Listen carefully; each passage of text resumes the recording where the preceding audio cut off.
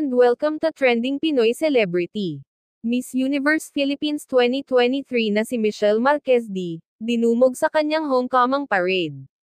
Naganap ito sa Mall of Asia Complex ngayong hapon ng December 10, 2023.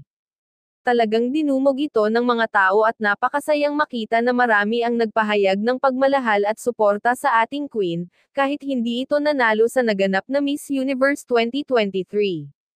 Ito ang ilan sa mga videos na kuha sa nasabing event.